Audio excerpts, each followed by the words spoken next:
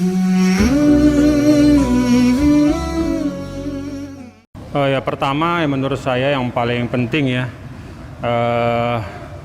ada satu poin yang menurut saya penting ya, bahwa saya dan kita semua kan yakin ya, niat dari Menteri Agama itu pasti baik ya. Jadi niat dari Menteri Agama itu saya yakin betul, hakul yakin adalah baik. Karena beliau kan juga seorang tokoh ya dari organisasi Islam yang terbesar, kemudian juga putra dari seorang ulama besar ya, Al-Maghfurlah Kiai Haji Khalil Bisri ya. Jadi niat beliau pasti baik, itu yang pertama. Yang kedua memang dalam tataran surat edaran itu menurut saya ada beberapa hal yang mungkin perlu diperhatikan ya.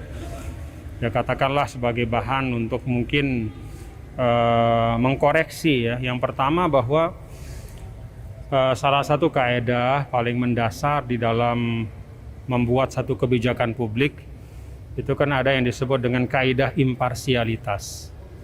Imparsialitas itu artinya rata, seimbang, adil, tidak memihak. Nah, karena itu kalau ingin menciptakan pengaturan yang terkait ya, ini kalau perlu memang diatur, dianggap perlu untuk diatur hal-hal yang terkait dengan pengeras suara rumah ibadah, maka seharusnya yang diatur itu bukan hanya masjid dan musola ya. Karena kan pengeras suara itu tidak hanya dipakai di masjid dan musola ya, tetapi ya di rumah-rumah ibadah yang lain itu juga ada pengeras suara, dan juga ada momen-momen di mana acara-acara ritual keagamaan itu juga mengeluarkan suara yang cukup besar. Nah, sehingga menurut saya kalau memang mau membuat suatu surat edaran untuk mengatur ya, penggunaan pengeras suara di rumah ibadah ya, itu jauh lebih baik ya, tidak hanya menyangkut masjid dan musola tapi rumah ibadah gitu, sehingga tidak kemudian menciptakan kesan bahwa seakan-akan yang berpotensial mengganggu ya ketenangan atau ketentraman itu hanya suara yang keluar dari masjid dan musola. Ya kan kita tahu misalnya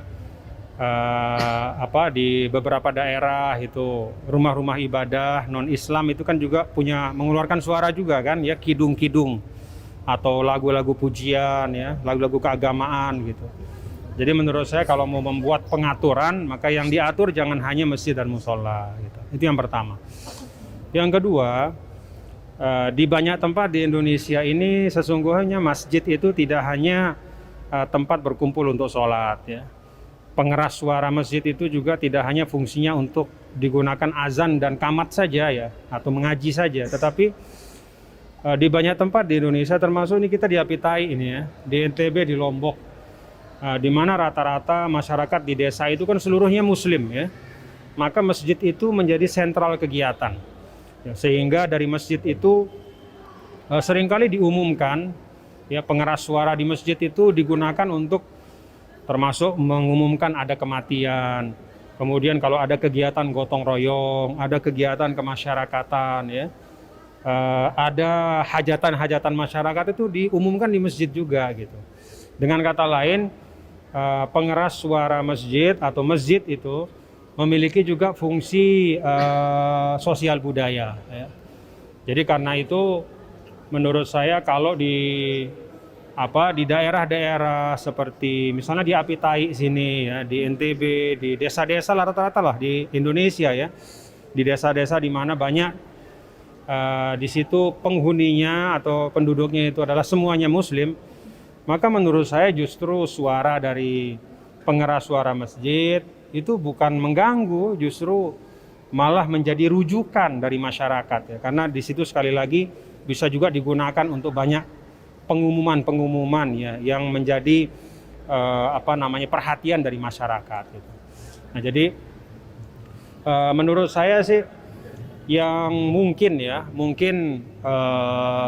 kadang-kadang bermasalah adalah di masyarakat perkotaan ya, masyarakat perkotaan di mana di situ tidak hanya satu agama penduduknya gitu ya. Misalnya kalau di NTB ini kan di kota besar, misalnya di Mataram ya, Atau katakanlah misalnya di Jakarta gitu ya. Ya kalau kota besar itu biasanya kan penduduknya heterogen. Ada muslimnya, ada non-muslim. Sehingga untuk daerah seperti itu ya, mungkin bisa dibuat pengaturan.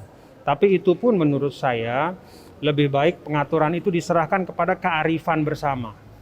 Ya, misalnya kita di Indonesia ini kan ada namanya forum FKUB ya, Forum Kerjasama Umat Beragama. Nah, di situ mungkin bisa dibicarakan ya, didiskusikan untuk daerah-daerah tertentu di mana masyarakatnya sangat heterogen ya, sehingga penggunaan pengeras suara di rumah ibadah itu ya disesuaikan lah, ya, jangan terlalu besar misalnya, karena masyarakatnya beda-beda agamanya gitu. Nah, diserahkan kepada FKUB untuk kemudian membuat kesepakatan bersama. Menurut saya kalau kesepakatan itu lahir dan dibicarakan di tingkat masyarakat dan disepakati, itu akan jauh lebih mudah diterima gitu ya. Dibanding misalnya surat edaran yang istilahnya berlaku untuk semua gitu. Padahal situasi masing-masing daerah itu kan beda-beda. Ya, jadi kita di NTB ini kalau saya saksikan ya, kita di Apitai di mana-mana nih ya, suara masjid itu suara yang kita rindukan gitu ya. Suara yang justru menjadi penyejuk gitu ya. Jadi tidak ada yang merasa terganggu lah insya Allah. Nah, kalau di daerah-daerah yang memang sekali lagi penduduknya itu beragam ya, heterogen ya, mungkin disitulah ya mungkin perlu dibicarakan. Itu pun menurut saya jauh lebih baik kalau diselesaikannya di tingkat masyarakat di situ ya. Sehingga itu menjadi keputusan bersama dan diambil dengan semangat persaudaraan. Ya, itu sih dua hal yang menurut saya mungkin perlu dijadikan pertimbangan ya untuk ke depan ya, apakah misalnya kalau berkenan ini dikoreksi kan bagus ya, sehingga tidak terkesan hanya menyasar kepada masjid dan musola gitu, tetapi juga bisa diberlakukan untuk semua. Terima kasih. Assalamualaikum warahmatullahi wabarakatuh.